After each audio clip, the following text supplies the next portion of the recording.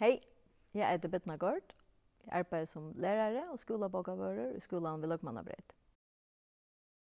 Det har otroligt nog att säga. Jag älskar att läsa. Det har vi gjort sedan jag var helt liten. För att jag hade snukt mina bokavsavn i skolan. Och jag har alltid läst nog bara om kvällarna då jag får sova och då jag ska slappa av. Men alltså, tar man har bott så läser man ofta mest för botten och jag läser nog av time batten ungdomsboken som kommer ut i bokaklubban så jag vet vad det kan välja jag botten nu. Min uppgave som skolabokavörare är att hjälpa närmängarna att finna de rätta böckerna, att göra dem ho att läsa och att läsa mer. Och i min arbete som skolabokavörare är det särskilt 3 ting som vi lägger detta att hjälpa närmängarna vi. Och det första är att finna de rätta böckerna. Varför textas att hem och damer? Ska det vara en stuttlig bok? Ska det vara en spännande bok? Eller ska det vara en faktabok? Det nästa är att finna ut av vad läseförlägen är. Ta börja att läsa av bagpermene för att veta vad boken handlar om.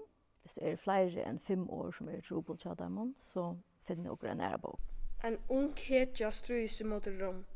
Tår du att fylja desmuse ta i han i ver tidsen av ronsmånnom. Det tredje är att göra boken en chans att läsa mellan 20 och 30 sidor och är närmare ger av om han vill hålla av fram att läsa eller ej. Ett annat som är ordentligt gott är att läsa samman.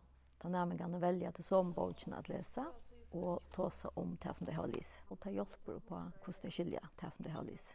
Tack för att du skriver Anna i dag bortsna för första fyr.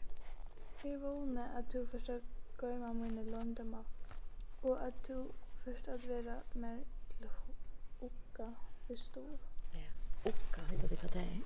Det är ofta att man gräter till sådana så då är några personer gör det bättre och allt det. Så är det med Oka det. Ja, man kan Oka. Vad andra ord känner för det?